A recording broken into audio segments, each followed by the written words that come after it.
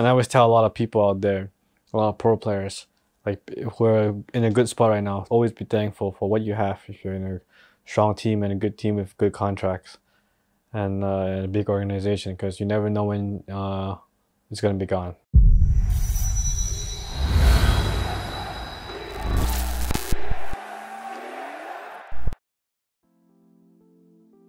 When I was 13, when I went to secondary school, they bought me my first computer of the computer games, Warcraft 3.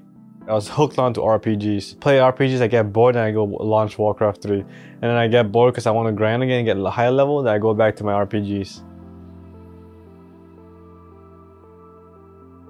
I fell in love with it instantly, and I didn't really think I was super good until like I was like 16 years old. Every school had like a team that was like, I'm better, we are the best DOTA team in Singapore. So we went around challenging everybody and we beat them all handily. No, we went to an amateur tournament and we played against Zenith in the finals. We almost beat them, but we lost because they had to pause the game minute 60, because that's the rules, saying that, and then whoever had more kills then won. And we were like, can we just play the game out and then like see who wins, because you were losing the game. It was 60 minutes, but to lose the game in that style in the grand finals is kind of a cop-out, honestly. But then I was like, you know what, there's actually people out there better than me when I got second at the tournament. I first joined DOTA team at 25 years old. I was really considered like old and boomer, but I didn't really care because I knew I was good.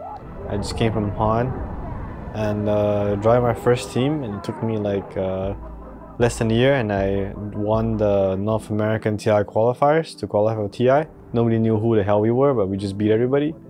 I think we had to beat Team Tinker in the NA qualifiers for TI 5. Was my first year playing comp, and then the rest is history.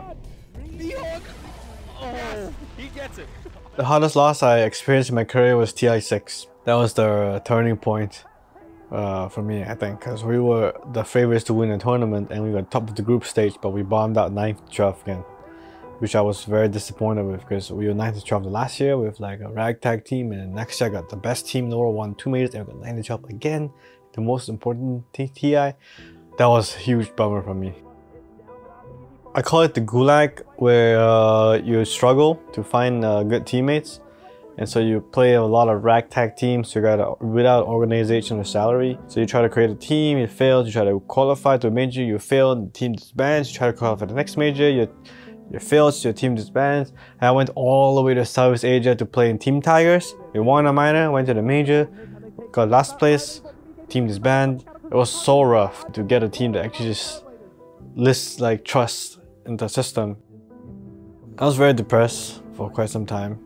And I always go back and like, that was the one TI where I regret a lot of stuff that I did. And I went back, and a couple years later, and of like struggling and reflection, I came to the conclusion that from here on out, if I ever make it a TI again, I'll take it. I'll not take it for granted. I'll do everything, and I can kind of proud to have no regrets. Until you win your first major title, you're always questioning, am I really a top tier player? You always have imposter syndrome. Like, even though maybe I was like top 10 rank consistently, I'm still like, am I really that good at the game, or am I just a pub star? Like, you're not really sure. Then when you win it and you're like, what just happened? Do I really deserve this? Was this all luck? I was like, can I do this again? I'm not sure. In 2018, I got kicked from my own team by Bawa. They didn't like my captainship, and ever since then I started doubting myself. Was I a really good captain? Maybe not. Maybe this captain thing isn't really suited for me. I don't know how it happened, but suddenly I was captain of the team and died.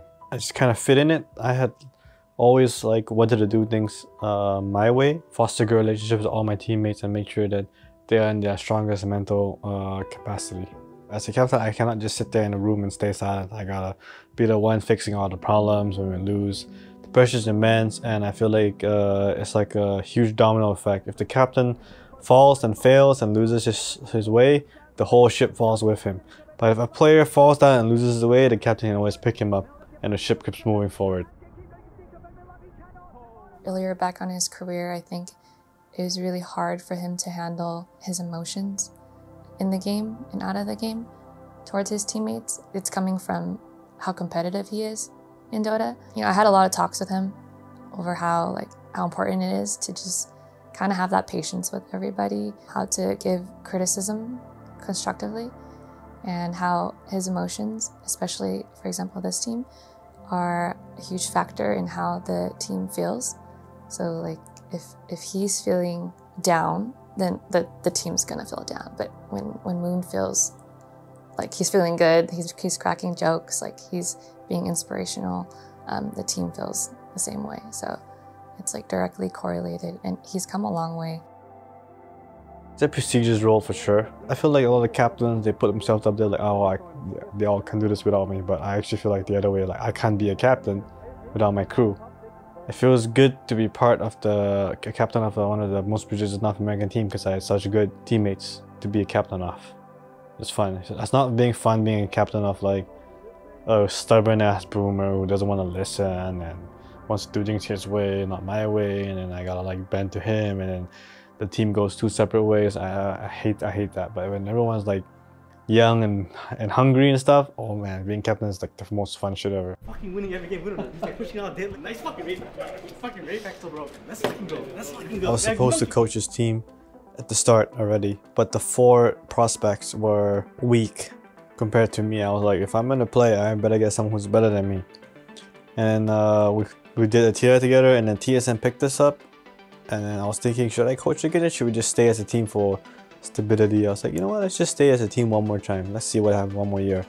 And at the end of this year, I'm like, I had a pretty good year gameplay wise, but I do know that there are 4s out there who are better than me, and I feel like my talents are better used as a coach, so I can monitor my teammates more, like mental health, and help them. A lot of his fans, they've seen his inspirational speeches from his Han days, and seeing that translate into like a professional setting in Dota, it's really inspiring to see. There's a huge sense of like camaraderie, you know, and you feel like you're part of such a big thing when he speaks. Things I'm looking for most too is coaching young and hungry people. Young, hungry guys who are willing to do whatever it takes to be the best. It's our first year as TSM, and we achieved a lot of great stuff together, and I can't wait to achieve even greater stuff next year.